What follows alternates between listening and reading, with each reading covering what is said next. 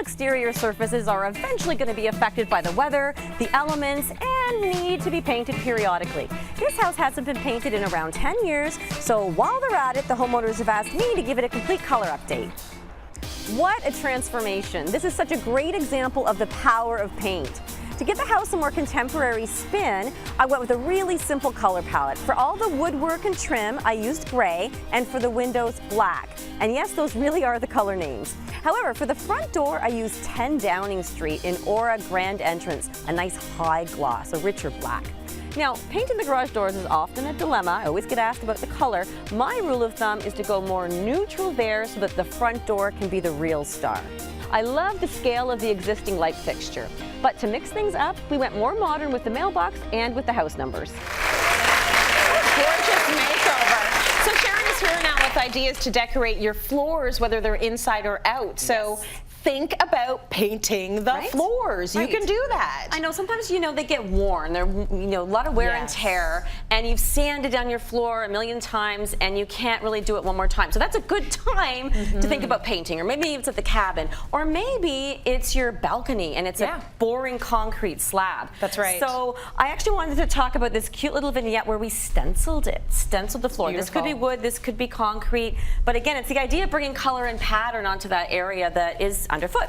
Yes. So if you want to take a look at the picture of a stencil project I did a couple of years ago here at Cityline, and then one of the producers was so inspired by that she took the stencil idea and actually did it on a real balcony outside, and it's such a great idea because again, you sit out there, create your own little oasis from the ground up. Yes, I think it's gorgeous, and the thing about it is you could be spending that money on getting it tiled, which is so much more expensive. So much more expensive. You can get a gorgeous stencil and be a little bit meticulous. You can get that same look just with paint. That's it. And the thing with paint, as we always say, it's like preparation. You really have to do the preparation, so it's it's a little bit more involved, but it certainly is less expensive. Now, when it comes to concrete, usually it's an old concrete that you're going to be painting. Even if it's been previously painted, it's still doable. This is just a concrete stone, patio stone that I brought in to show you because it's too heavy. I couldn't do a full floor here. Yeah, that's okay. That's good enough. We've got a good shot of it, and you can show us. Do you have to prep that? Do you have to prime that? Good question. You do not have to prime it if you're using the Benjamin Moore's floor and patio paint. It's epoxy reinforced. So it's like a primer, paint, and then you don't need a top coat. So do 2 coats. But you can see I literally just did 1 coat in the back, as you can see on my hands. So I just wanted to show you how it absorbs really quickly into the concrete, because again, you want to make sure your concrete is not new. If it is new, you got to let it cure at least 60 to 90 days. So ideally, you want to be painting over cured concrete for sure, so that there's no water in it. Basically, water is what causes so many problems with paint. So again, that's easy. That's easy. Does the brush make a difference? That you use? You want to use a higher pile of a roller. Thank you, Tracy. A higher pile of roller. It would take you a long time to use this tiny one, okay? Okay. The big bushy one. The big bushy one. You want to do that. It'll be pretty quick. And again, 2 coats is ideal. But do all the preparation. Definitely talk to the paint store about if you've got another coating on it first, because you might need to sand it down and get it prepped for painting. But really great thing for concrete. Again, I just wanted to quickly show the stencil. This is where you might want to use a small roller over if you're doing a stencil. These are wonderful stencil patterns from Cutting Edge Stencils. I've actually used this one probably around 25 times. So it's sort of taped up, but really like the thing about these stencils, you can use them on the wall, you can use them on the floor. And here I used the floor and patio paint in Decorator's White, just like on the little vignette, and then I used Van Dusen Blue. And are we pretending this surface is concrete, or it could be concrete, or it could be wood. We're going to talk about wood in a second. It could be either, but it's the same paint. Before, and then you put the same paint over top of it, and again, look at that just gorgeous a quick little.